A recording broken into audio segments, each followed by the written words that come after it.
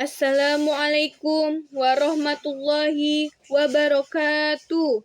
Alhamdulillahirabbil alamin. Segala puji bagi Allah Subhanahu wa taala yang telah mengutus Nabi Muhammad sallallahu alaihi wasallam sebagai rahmat bagi semesta alam dan sebagai teladan akhlak yang sempurna. Salawat dan salam semoga senantiasa tercurah kepada junjungan kita Nabi Muhammad sallallahu alaihi wasallam beserta keluarga, sahabat, dan seluruh umatnya hingga akhir zaman. Sahabat-sahabat onlineku semua, pada kesempatan yang mulia ini, mari kita renungkan bersama satu tema penting dalam kehidupan kita sebagai seorang muslim, yaitu membangun akhlak mulia. Tema ini sangat relevan karena sehebat apapun seseorang dalam ilmu, setinggi apapun kedudukan seseorang di mata manusia, jika tidak dihiasi dengan akhlak mulia, maka tidak ada nilainya di hadapan Allah Subhanahu wa taala. Allah Subhanahu wa taala telah menegaskan dalam Al-Qur'an, "Dan sesungguhnya engkau Muhammad benar-benar berbukti pekerti yang agung." Dalam Quran surat Al-Qalam ayat 4. Ini adalah pujian langsung dari Allah kepada Rasulullah sallallahu alaihi wasallam.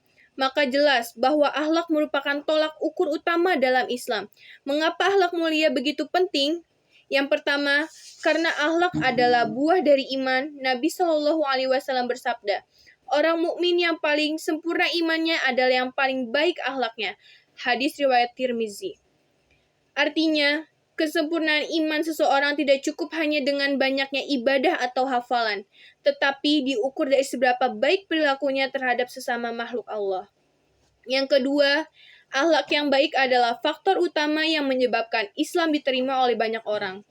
Di Indonesia, contohnya, Islam tersebar bukan dengan pedang, tetapi dengan akhlak wali songo yang lemah lembut, sabar, dan menghormati budaya lokal. Sahabat-sahabat onlineku semua, ada beberapa pilar penting dalam membangun akhlak mulia. Yang pertama yaitu kejujuran atau sidik. Rasulullah dikenal sebagai Al-Amin, orang yang terpercaya, bahkan sebelum beliau diangkat sebagai nabi. Jujur dalam ucapan, perbuatan, dan niat adalah fondasi utama akhlak seseorang muslim. Yang kedua, sabar. Kesabaran adalah akhlak para nabi dan orang-orang beriman. Tanpa sabar, seseorang mudah marah, menyalahkan, dan bertindak zolim. Yang ketiga, tawadu atau rendah hati. Orang yang tawadu tidak sombong, tidak memandang rendah orang lain. Rasulullah Shallallahu Alaihi Wasallam, meskipun sebagai pemimpin umat, tetap hidup sederhana dan memperlakukan semua orang dengan kasih sayang. Yang keempat, yaitu pemaaf. Allah Subhanahu wa taala berfirman, "Dan hendaklah mereka memaafkan dan berlapang dada. Apakah kamu tidak ingin bahwa Allah mengampunimu?" Quran surat An-Nur ayat 22. Maafkan kesalahan orang lain adalah bentuk ketinggian akhlak. Orang yang memaafkan akan mendapatkan ampunan dari Allah. Yang kelima, yaitu amanah. Amanah berarti dapat dipercaya dalam menjaga titipan, baik berupa harta, rahasia, maupun tanggung jawab.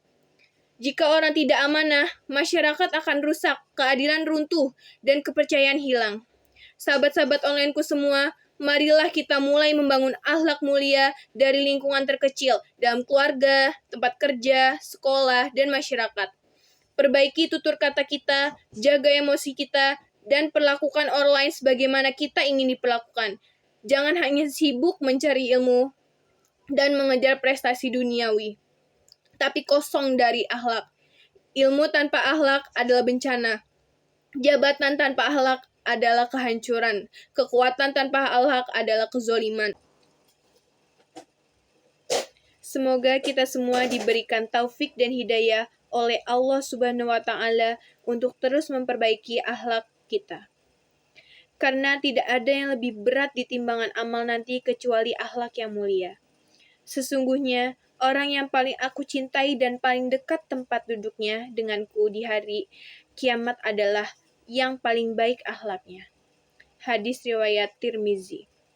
Mari kita berdoa kepada Allah Subhanahu wa taala, semoga Dia memperindah hati kita dengan iman dan menghiasi diri kita dengan akhlak mulia. Wassalamualaikum warahmatullahi wabarakatuh.